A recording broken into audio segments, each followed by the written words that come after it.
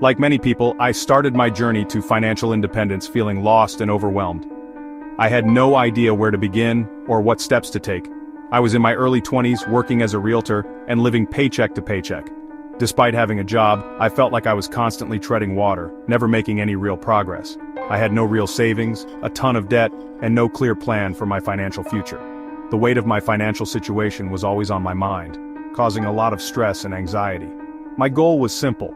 I wanted to be financially secure and have the freedom to make choices without worrying about money. I dreamed of a future where I could live comfortably and pursue my passions. It was tough in the beginning. I didn't know much about personal finance and I made a lot of mistakes. I often felt frustrated and discouraged, but I knew I couldn't give up. I spent more than I earned, racked up credit card debt, and didn't prioritize saving. My spending habits were out of control and I didn't have a clear understanding of how to manage my money. I felt stuck in a cycle of living paycheck to paycheck. It seemed like no matter how hard I worked, I couldn't break free from this financial trap. But I knew I needed to make a change. I couldn't continue living this way, constantly stressed about money and my future. I started reading books and articles about personal finance, and I slowly began to educate myself about things like budgeting, investing, and saving.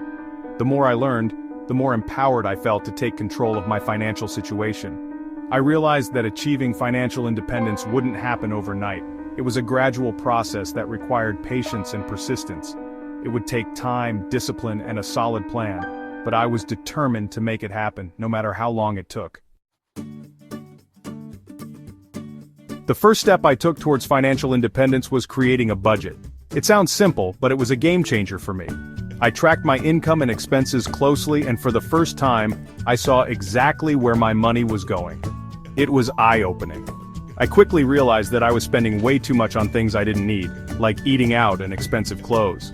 Creating a budget allowed me to identify areas where I could cut back and free up more money to put towards my goals. I started cooking more at home, finding cheaper entertainment options, and being more mindful of my spending habits. It wasn't always easy, but I was determined to take control of my finances. Once I had a handle on my spending, I realized that understanding where my money was going was just the first step. I turned my attention to investing. It was a new world for me, filled with terms and concepts that seemed foreign and complex. I knew that investing was the key to building long-term wealth, but I was intimidated by it at first. The fear of making mistakes and losing money was overwhelming. I didn't know much about the stock market and I was afraid of losing money. So I started small. I made tiny investments just to get my feet wet and understand the process. I began by investing in low-cost index funds, which are a type of mutual fund that tracks a specific market index, like the S&P 500. These funds offered a way to invest without needing to pick individual stocks. Index funds are a great way to diversify your portfolio and reduce risk, and they have historically provided solid returns over the long term. They allowed me to spread my investments across many companies. Over time, as I learned more about investing, I started to branch out into other investment vehicles, such as real estate and individual stocks. This diversification helped me balance risk and reward, but the foundation of my investment strategy has always been slow, steady growth through index fund investing. This approach has given me peace of mind and consistent growth over the years. Section 4. Setbacks. Learning from mistakes. My journey to financial independence hasn't been without its setbacks. I've made my fair share of mistakes along the way, just like anyone else. One of my biggest mistakes was investing in a real estate deal that turned sour. I lost a significant amount of money, and it was a tough lesson to learn. But I picked myself up, dusted myself off, and learned from my mistake. I became more diligent in my due diligence when it came to investing, and I realized the importance of diversifying my portfolio. Section 5. The future is bright, financial freedom and beyond.